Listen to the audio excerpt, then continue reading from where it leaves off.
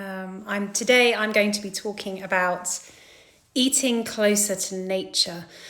This week is Mental Health Awareness Week, and every year they have a different theme. And this year, it's about nature and the amazing effect that nature can have, surroundings of nature can have on our mental well-being. But today I'm talking from a nutritionist perspective about how eating closer to nature can also have a huge effect on our mental well-being.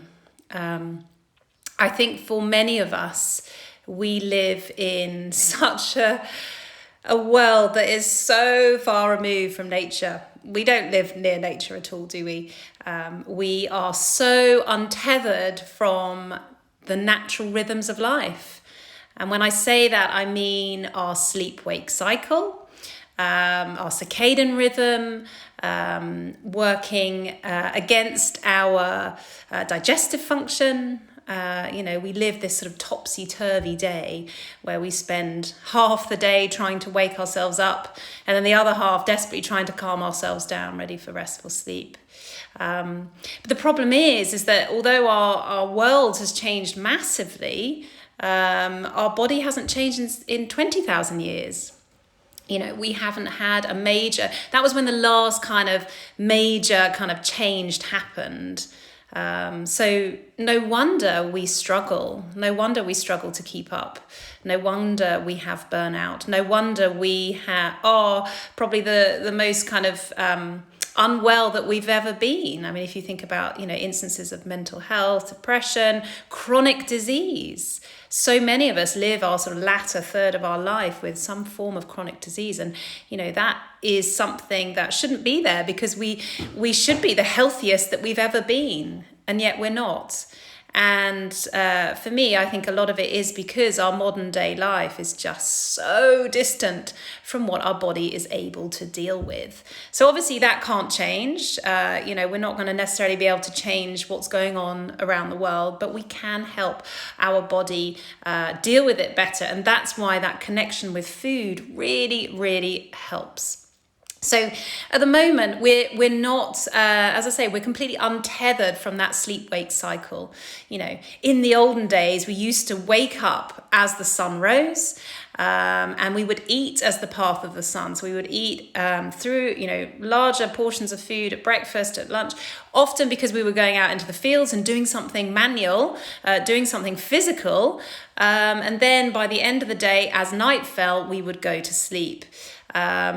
But then obviously the light bulb came and, the light emitting from our houses meant that we could extend out our day. So that's when that started to change. But now in the last 25 years, technology has untethered us even more. And don't get me wrong, technology is an amazing thing. And certainly during COVID, it has been as well.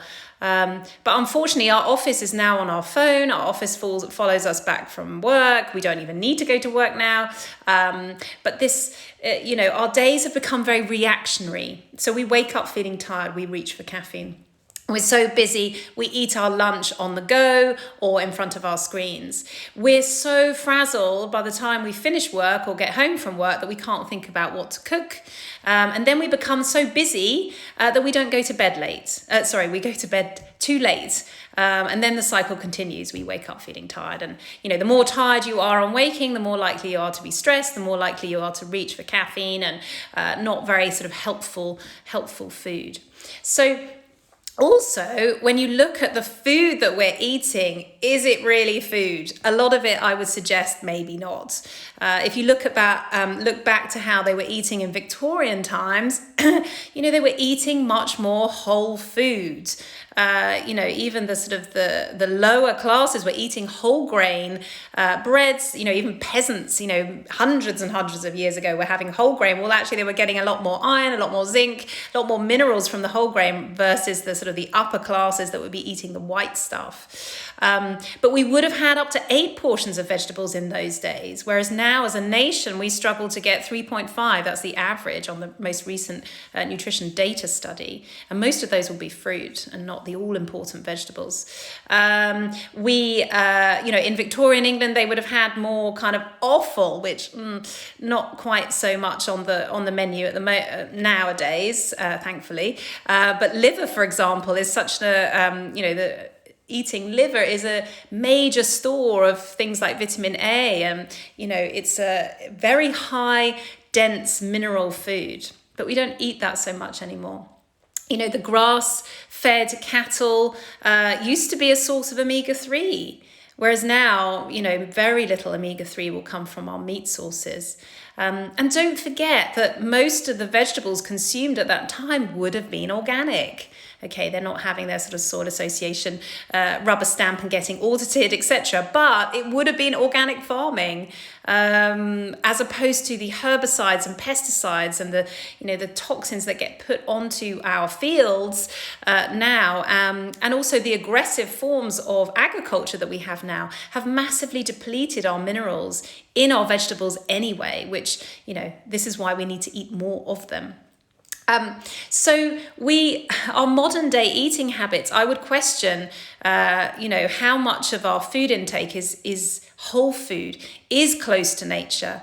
I always use the analogy that Michael Pollan talks about in his great book, Food Rules, about, if you can't understand, if you can't pronounce an ingredient on the back of pack, it's probably not food. Or if your grandmother wouldn't recognize it as food, it probably isn't food. And when I do talks, I always love the analogy of, the whole vegan industry that has, massively exploded now, whereby the fact that just because something is vegan or gluten-free or dairy-free doesn't mean that it's healthy. And a classic example of this is the Beyond Meat patties or burgers, and actually when you look at the ingredient pack, and don't forget that all manufactured food has to state their ingredients on back of pack based on volume, and that's by law, so you can see exactly what kind of proportions are going into your food. And it's really interesting when you look at a lot of the vegan stuff, or processed food in general, but vegan is interesting because it's, one expects it to be more sort of healthful. There's so much oil in there. I think the Beyond Meat has got something called refined expressed canola oil. I mean, what is that? I'm very much about seeing food as information, consuming food that your body can understand. Don't forget that genetically within us, we have lots of propensities for certain gene expression, but a lot of those switches get switched, epigenetics it's called, by food and lifestyle.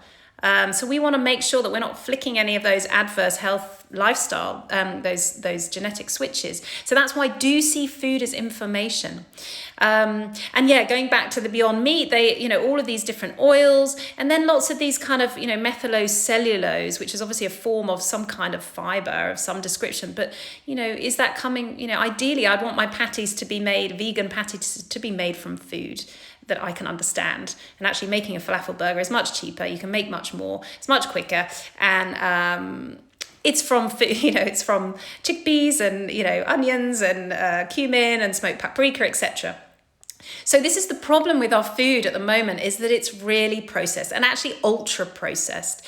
Anything that has gone through processing, regardless of, as I say, if it's vegan or whatever, you are losing vital minerals and vitamins. So especially the unstable vitamins like vitamin C and the B vits, but also minerals as well. So by the time you've cooked it as well, which also cooking practices also reduce mineral content, or can do, certainly the unstable ones, you're eating something that is actually quite low in nutrients. And this is why actually being mindful of what's going on in here to help optimize your nutrients as much as possible. I'm a big believer that as long as 80% of your food intake is nutrient dense, 20% can be crap. Whereas for a lot of us, we're not getting enough nutrient dense food, which is why we've never been so exhausted, which is why, we don't wake up feeling refreshed, and we don't sleep well. And then, of course, there's an over-reliance on stimulants like sugar and caffeine. But the problem is that with this ultra processing, we are consuming a lot of refined sugar. And unfortunately, refined sugar does not satisfy your appetite. So we're always eating. I'm very much about one of the key things about eating closer to nature is eating as our ancestors did. Because 20,000 years ago, our body is the same as it was 20,000 years ago. So our brain can only deal with a very small amount of sugar. It doesn't like highs of sugar and it doesn't like lows of sugar, and it completely sets off all these hormones and stress hormone to bring up the blood sugar. But sugar, I kind of liken it to putting petrol onto a fire. The flames burn really bright and then suddenly they go really small again. Whereas putting protein and good fat on a fire helps to give out more heat, helps to give you more energy. The flames burn smaller, but they burn for longer. And this is the problem with a lot of our modern day eating, is that our palate is sweet. So we are just desperate for the sweet stuff the whole time. So we're eating the whole time. It never satisfies our appetite. Whereas actually eating like our ancestors did will help your body no end. So our ancestors would have probably have done something physical to get their food. We would have had to walk to get something or do something physical. And that's why I often say, training fasting first thing in the morning. So you've already done your overnight fast and then you do exercise. And then we are creating what's called metabolic flexibility. We're actually drawing down on our stores of stored glucose from the liver and the muscles, but we're also going into fat burn. We're using our fat stores to make energy. Whereas for a lot of us, if we're hungry, we don't move, we just put more food in. Whereas actually 20,000 years ago, we would have done something physical. Whereas at the moment we have burgeoning, kitchen cupboards full of food, but often a lot of it isn't really food, but we haven't actually done anything physical to get it, especially if you get your online shop delivered. So I would almost say in between, because I'm very much about micro fasting as well between each main meal. And if you do feel hungry in between those meals, think like your ancestors did and do something physical. Just go for a walk. And quite often this is then stimulating fat burn to give you that energy that you never knew you had, but you don't need to eat to get it. So eating as our ancestors did is one of the key points to eating closer to nature. Eating as much junk food as you like, as long as you cook it yourself. Cooking from scratch as much as possible. I'm always recommending, batch cooking to help alleviate the time needed, but also allowing yourself time in the day to cook. Be aware that actually, allowing yourself 15 minutes to have your breakfast from start to finish is a very short period of time, but it's still a doable time to make scrambled eggs and to eat it, maybe 20 minutes. But this is important. We need to stop and feel, to see food as fuel and information, as opposed to thinking that actually, our days are so squeezed that we can't possibly, give ourselves time to fuel ourselves properly. And I think that's the thing, that a lot of us are just eating on the go. We're eating in front of screens. We're not being mindful of what we're eating. So therefore, often we're eating really quickly and then, I've forgotten why I've eaten. Must have some more. So, eating as the path of the sun is really important, even though, we're now untethered from dawn and dusk. We are now eating as the path of the sun actually works with your stomach acid. So our stomach acid is the highest at the start of the day, and then throughout the day it gets lower and lower and lower. But unfortunately, for most of us, we're eating the wrong way round. And I want all my patients to wake up feeling hungry and feeling refreshed, but they must feel hungry so they can take on the breakfast or whenever you break your fast. For me, when it comes to fasting, I'm all about eating more in sort of the morning and less in the evening. But obviously, for a lot of us, we want to eat with our family, so that's all fine. But just to have it, eat earlier in the evening. So many of us are eating quite late. And then what happens is that sits on your stomach undigested, and then you wake up not feeling hungry. And then the cycle continues. So I can't tell you how much eating more in the morning will help your energy levels. It will help you feel more connected, more grounded, more ready for the day, because that's when we need the nourishment. We don't need it at the end of the day. And unfortunately, if you eat quite late, then your body starts to get energized. You feel like you get your second wind, and then you can suddenly, almost start your day then. That's because you've been feeding it fuel. I would also say as well that eating as our ancestors did, the fasting side of things, that didn't include having a coffee.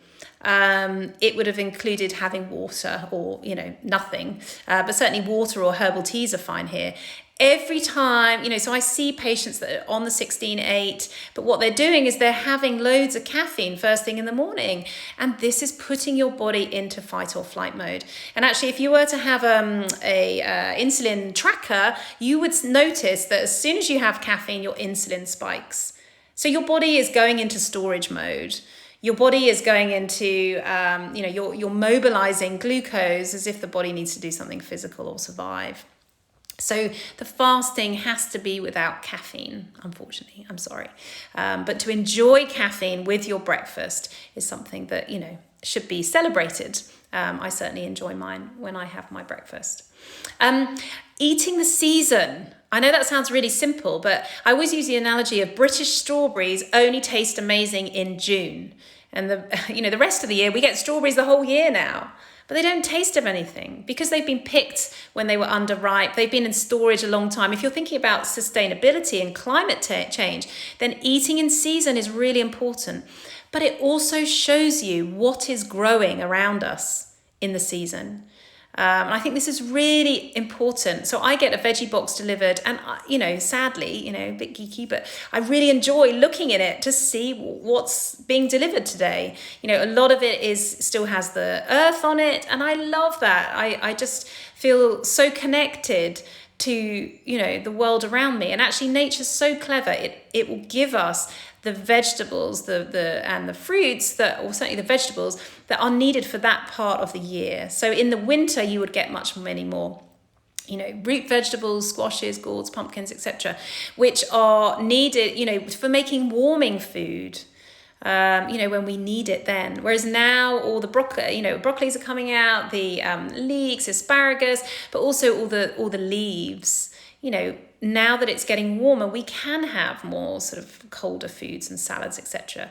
So you're kind of connecting with nature will help you, will help your feelings of vitality and works with your system, with your body. So eating as many plants as you can, but in season. And not only will they be cheaper, they will taste better, they will be more nutrient dense because they haven't had to travel so far. They'll be better for the environment, and they'll be special and they'll be a celebration rather than, we've got so used to just eating things the whole year round. Is that good for us and is that good for the planet? I would say probably not. Another way to eat closer to nature is to minimize your grains. So, grains are relatively new on the sort of the plate, as it were. They're much more kind of tethered to modern agriculture. And grains, very refined grains anyway, are just giving us lots of sugar. So always have sort of whole grains as much as possible. But, things like quinoa, alfalfa, brown rice over white rice, or, making rice from cauliflower. I mean, if you have white rice, just don't have too much of it. And actually eating a little rice in the evening can be good if you suffer with sleep issues, because it can help serotonin and melatonin production. So that's okay. Have that in the evening. But just, to stay away from lots of glutinous grains, because they really aren't very helpful for you, for a lot of us.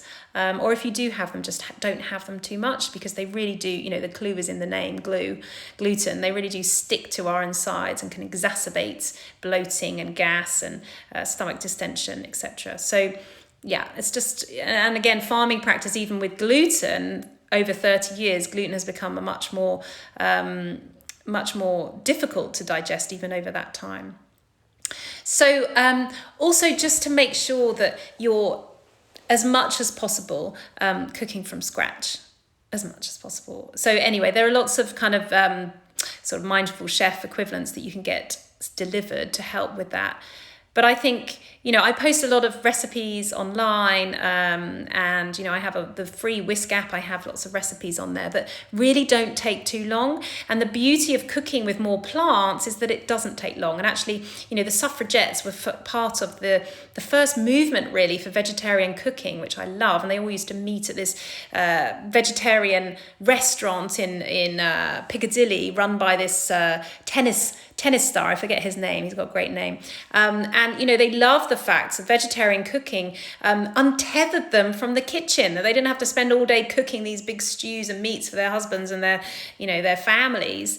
But also they saw themselves as being persecuted like animals as well. So, vegetarian cooking is such a great thing to get into. And certainly if you're vegan these days, so 10 years ago, if you were vegan, you could still have pasta and pesto and chips and bread.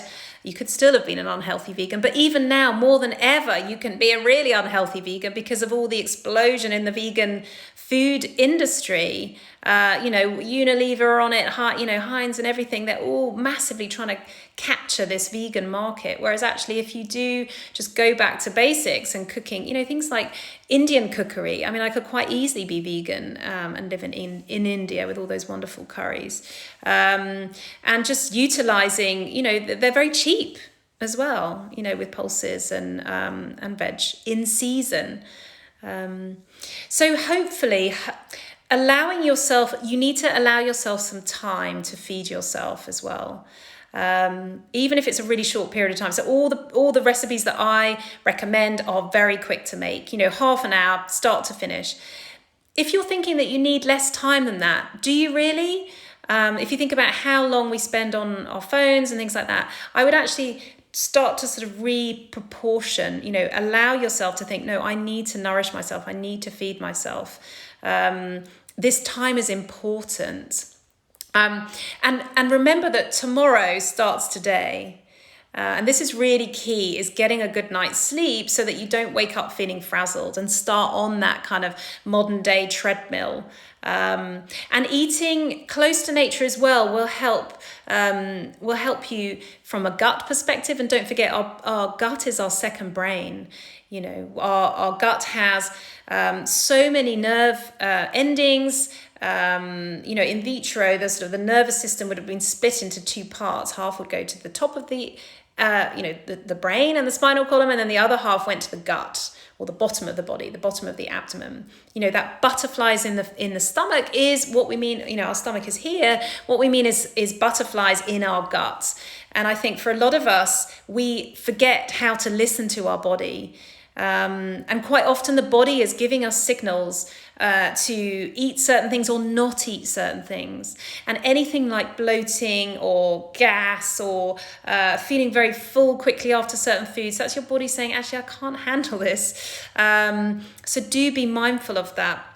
But hopefully if you wake up and you have even a glass of water, we are dehydrated when we wake up. A glass of water and then a hot water with a slice of lemon helps to invigorate the digestive function, helps to wake up the liver. Even if you do that at the start of the day and wait for your caffeine until you break your fast at breakfast, that will have a massive effect. That will reconnect you to nature enough so that it has a knock-on effect through the rest of the day.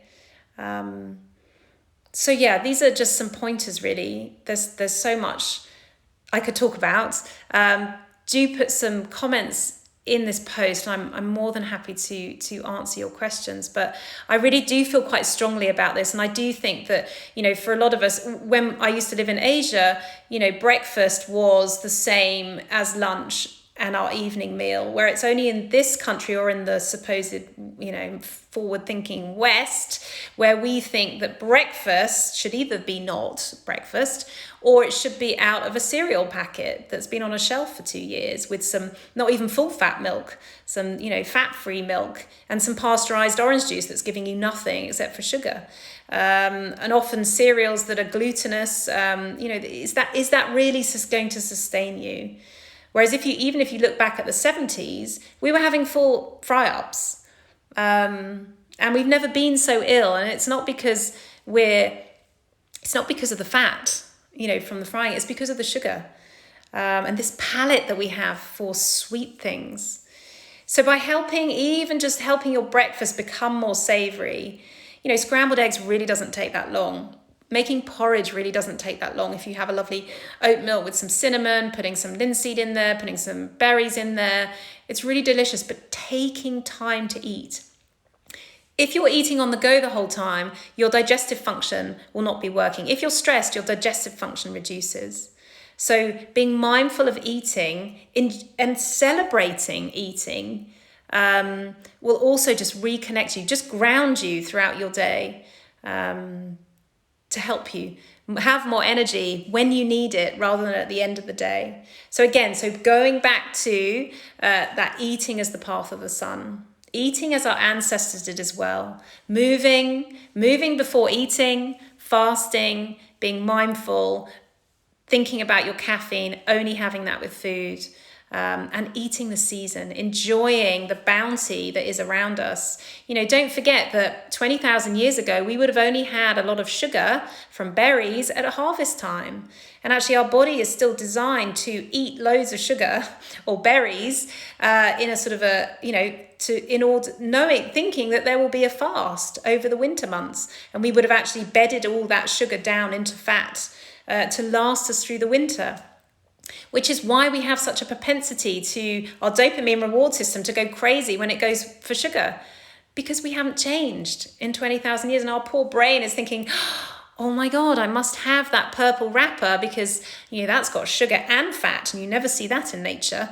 You have your high sugar berries or you have your high fat nuts. But it cannot control itself. It's like, I must eat it, because it thinks there's going to be a famine or a period of not eating.